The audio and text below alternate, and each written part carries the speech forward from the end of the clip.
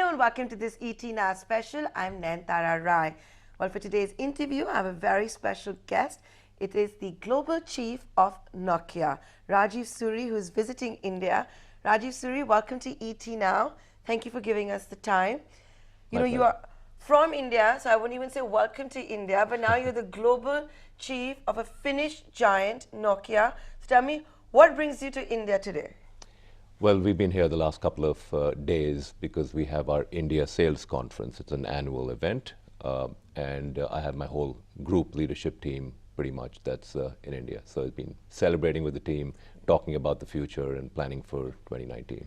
I cannot believe that you go to every country that Nokia is in for an internal sales conference. So should I infer that as India being an extremely important market for Nokia, that the global chief has come for a sales conference? Correct, yeah. I mean, I don't go to every, but I do come to India. So India is a very strategic market for us. And of course, we've had a great performance here in the last few years. I think India's had 9 consecutive quarters of growth for us. And last year in 2018, we crossed the 1.6 billion euro revenue mark, and we grew about 21% at constant currency. So it's a country that's doing well for us. Our team is doing a fantastic job. And India means more than just, sales and revenue. We do R&D here, we do manufacturing here, we take 5G new radio base stations are manufactured here, and we have global delivery centers for our global services. And through our global delivery centers, we work in 102 countries. So India is really an ecosystem of things that we do together. So would you say it's in the top 3 when it comes to contribution to global revenue, top 5?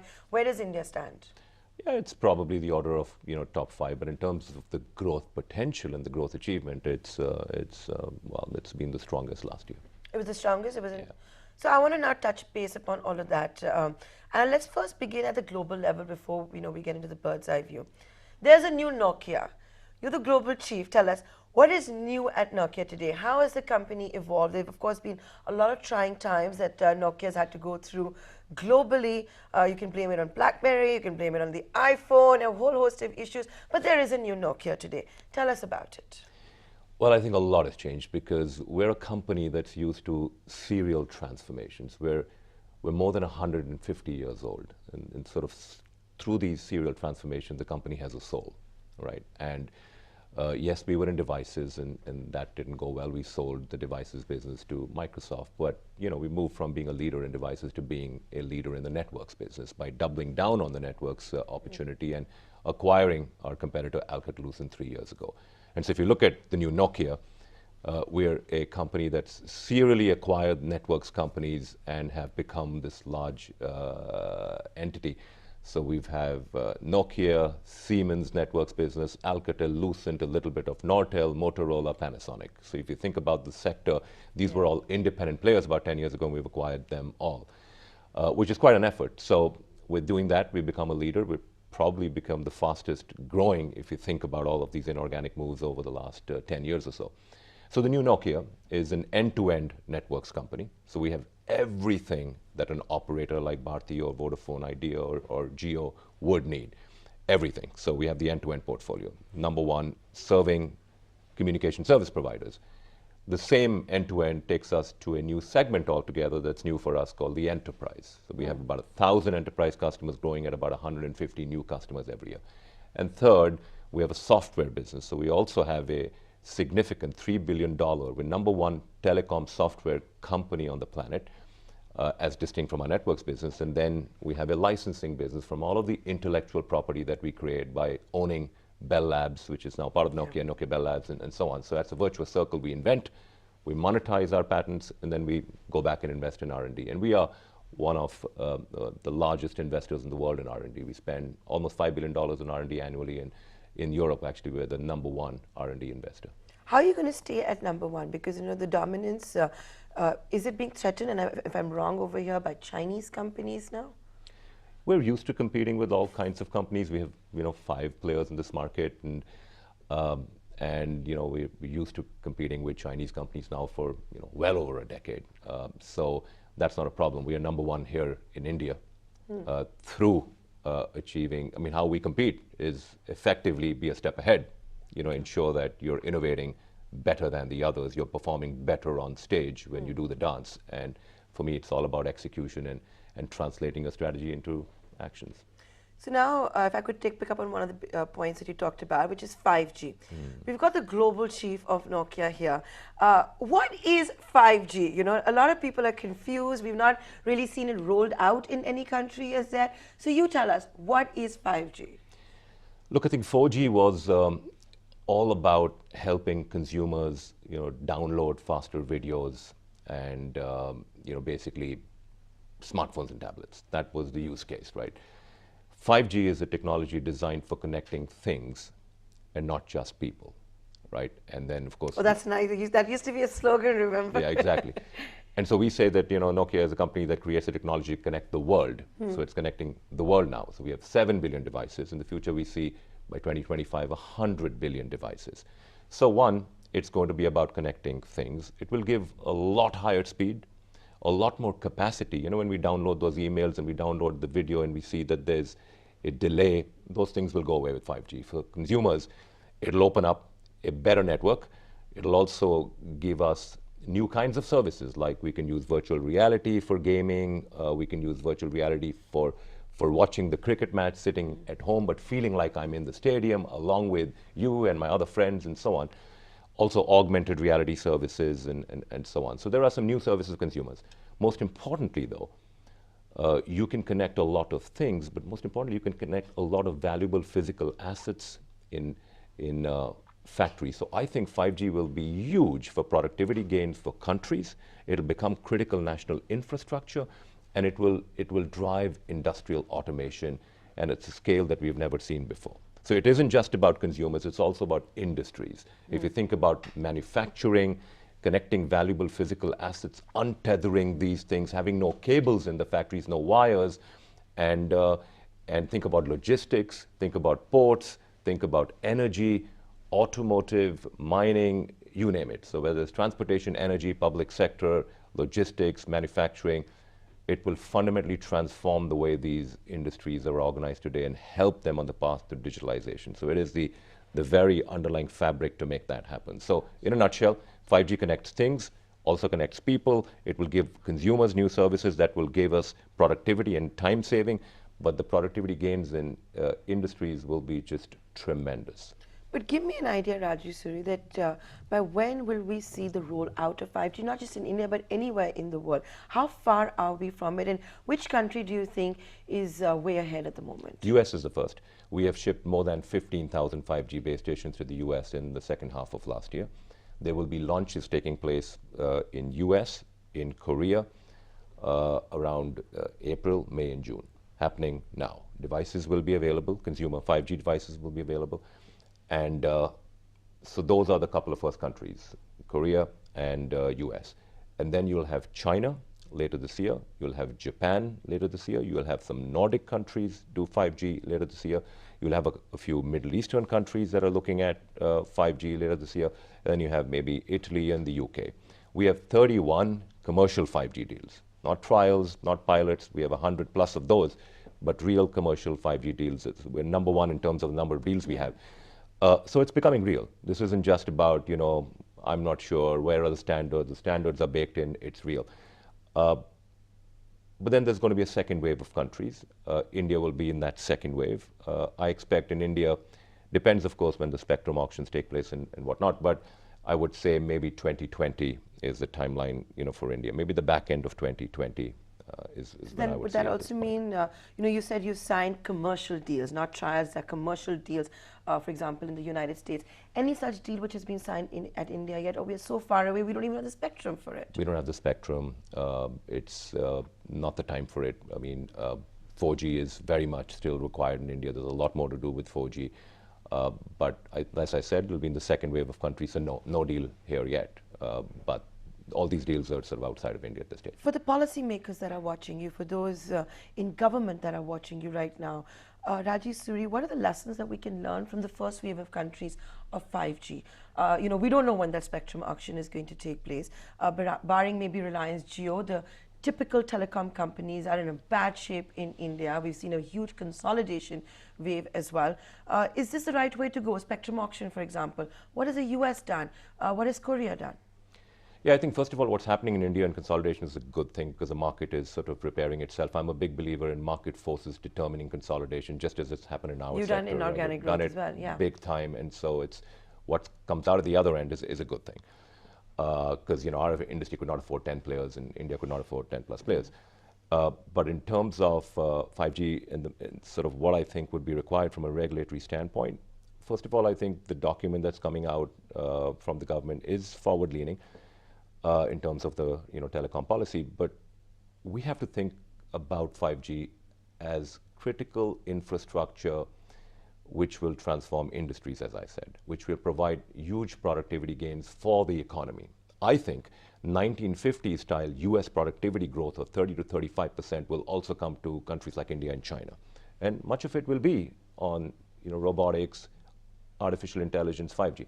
And so the message I have is that when you look at spectrum, please look at it practically. Please look at it for giving it for as long a duration as possible, and as inexpensively as possible. Because think about the long term. Don't just think for the short term. Give the power of investments to our telco operators and customers and enterprises that will need to benefit from 5G. Finland is a great example. Finland looks at it as a critical infrastructure, so spectrum is been fairly cheap, and the whole thing has been about, well, make sure you have accelerated 5G rollout. So incentivize for investment, incentivize for accelerated rollout, but don't incentivize for less investment by charging a whole lot for spectrum. Yeah. So that China gives spectrum free. It's the lifeblood of our industry. It gives it free because the whole idea is it's a national industrial policy to drive 5G. US gives very long-term perpetual. You get spectrum and it stays with you. So I think look at some of the good models that work and adopt from that. Think of it as not being too far behind. I think India should be, when I say second wave, in the early second wave of countries. Okay.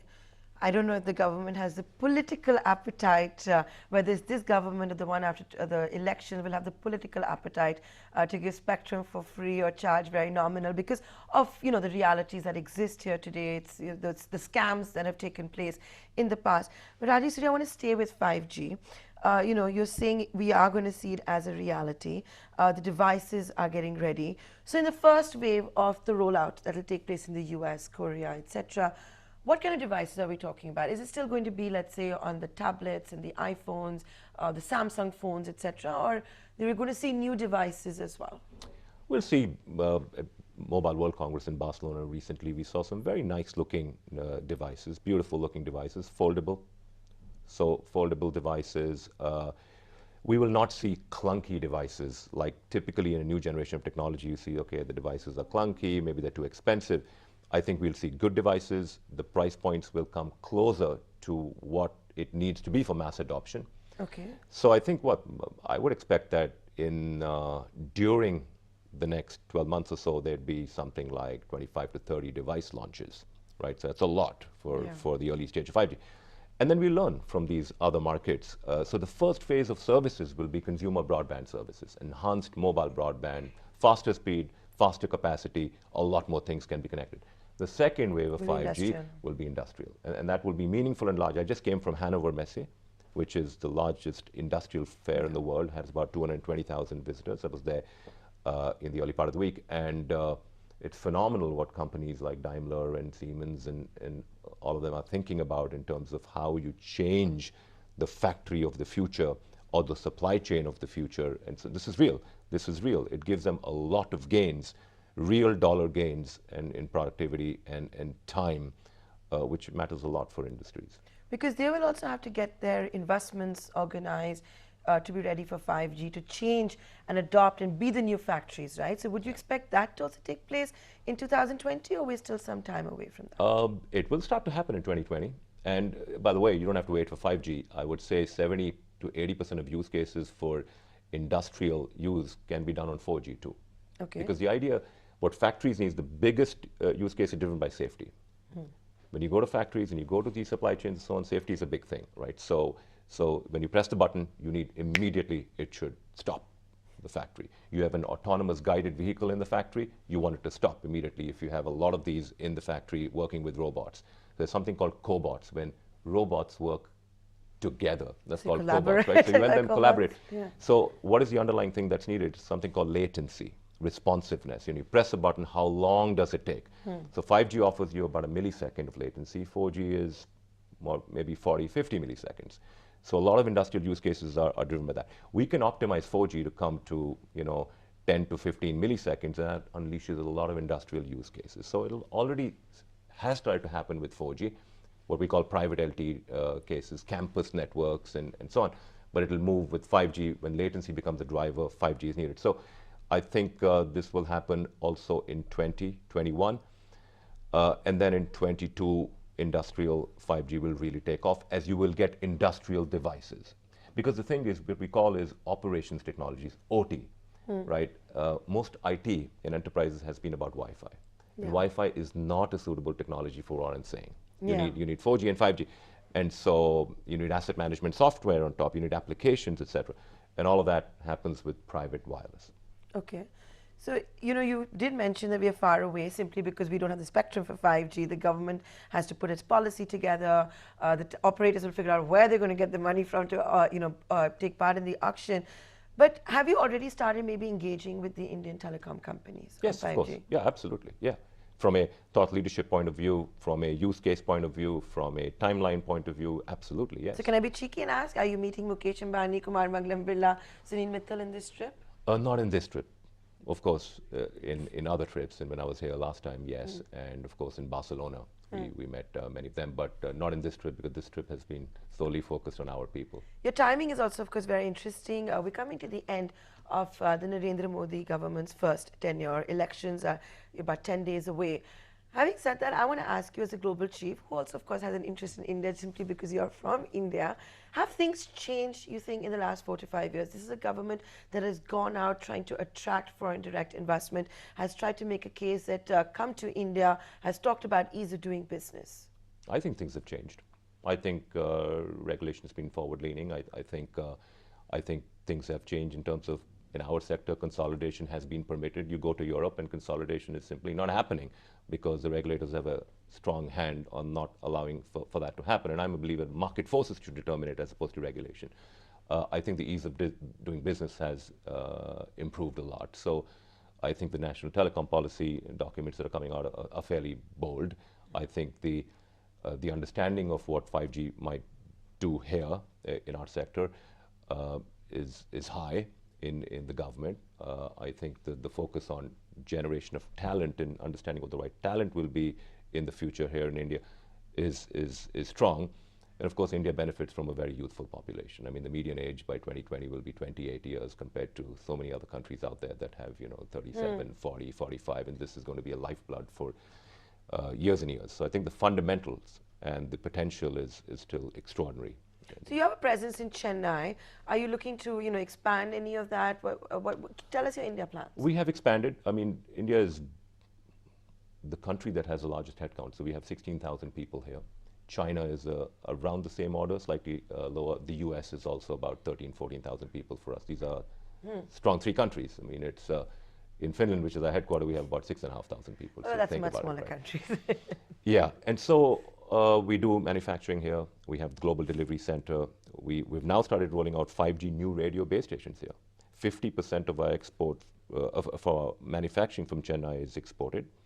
Our global delivery centers are global, not just for India, and they serve 102 countries. Our Bengaluru R&D site is multi-business group. All our business groups do R&D here, including new incubation and so on. The talent here is awesome. So we continue to increase the investments. Our headcount has grown from 3,000 to 16,000 since 2007. Our revenues have grown 3x in the last 10 years. So we have been. So are you looking to open constantly more investing. centers, make in India something so much that this government talks about as well? Has it encouraged maybe Nokia to look at more facilities? We don't have to do more facilities. We have to keep bulking up the investment in our existing facilities. Right? So is that what you're doing? That is what we're doing, and that's what we've been doing all the time. Okay. And what about R&D? How important is the R&D business in India? Super important. But is it comparable to what you do around the rest of the world? Oh, absolutely. It's best in class. It's totally cutting edge. What we Okay. do in Bengaluru is totally cutting edge. I mean, we do 5G R&D there. We have a digital automation cloud R&D to all our Nokia software, which is a big thing for us in terms of building a standalone software business. A lot of that is done from that facility. Our IP routing business is pretty strong globally, and that's done. I mean, the beauty is that the companies we acquired, Alcatel-Lucent, Motorola, etc., they also had a presence in these. So we just took that, ran with it, and bulked it up. And the global delivery center that we have in Noida and Chennai, actually, I was the guy that started it when I was running global services on behalf of Nokia Siemens Networks before Nokia. So Rajeev Suri, now let's talk a little bit about you. Yeah. You're from India. You're now the global chief of Nokia. You are an inspiration to a whole bunch of kids, the youth, that dream of becoming a leader for an MNC today. What would your advice be to them? My advice is that there is no glass ceiling. It can only be in your head, right? So you have to aim high. You have to know what you want. And as you grow, one trait I think that's very important is humility. Sort of stay down to earth, stay grounded, stay humble, and invest in lifelong learning. I mean, at the end of the day, how people get motivated is meaningful work, right? Adding value, contributing. Money comes a distant third, right? So it's about satisfaction at work, doing meaningful work. You actually it's about learning. Didn't focus on the money during your rise? It's very easy to say it because that's not what you want employees to do. But when Rajeev Suri was on the rise, he was looking at long-term goals. He wasn't looking at short-term goals, promotions, raises. Of course, you have to. I'm being honest and asking because people want to know. You have to demand what you think you're worth. Of course, why not? I mean, so sure. I mean, being shy about that is not a good answer too. But I think what drove me was the ability to constantly learn. What drove me is to when I was in my comfort zone, I needed to get out of my comfort zone. And how do you get out of your comfort zone is by learning new things. It's about constantly learning new things. And so it's coming up to 25 years in Nokia. Because I changed so many jobs, I changed so many countries, I changed so many bosses over the years that you can imagine how many times you get to take yourself out of the comfort zone. You learn a lot. So I felt every time I was sort of joining a new company, but under the umbrella of Nokia, where I loved the values and culture. I stayed. People join a company for purpose. What is the company known for? What does the company want to do? They stay because of values and culture, I believe. So you're a classic example to also maybe tell the millennials that loyalty sometimes can pay off. Absolutely. Because that is a problem that you see with the kids today, right? They want to keep switching jobs. Rajeev Suri, they also say that hyper successful people like yourselves, what you do in the morning defines the rest of your day. What time do you wake up and what do you do in your first 40 minutes? I wake up at about 6 or so. For me, sleep is important. I want to get 8 hours of sleep. And I think that is an important message for everybody. I mean, this thing about sleep is not important is really a very old school thinking. So for me, 8 hours is important. I don't always get it, but I do aim to get at least 7 because it just helps your cognition. You're happier, you're more alert, and you add more value to people. I mean, I don't want to come here and be tired. Yeah. People want to see me, the real me, the genuine me, and the sincere me. And so I think that's important. I mean, I'm a big fan of going to the gym. So typically, if you hit the gym in the morning, you have a great day. Okay. And that's what I try to do. So that's your first 40 minutes. What is Rajeev Suri's favorite handset, and what does he use? Well, I mean, the Nokia 9, which is an awesome one with 5 cameras, is a fantastic handset. Has that been your favorite handset? Yeah. Yeah? Did Rajeev Suri ever play the snake game, and what was his high score? Actually, I didn't play it that much in the earlier days, but yeah, it was very, very popular. Yeah? Yeah. With that, I'd like to thank you for being so candid and joining us here on ET Now. Thank you, Nayantara. Thank you so much. Thank you.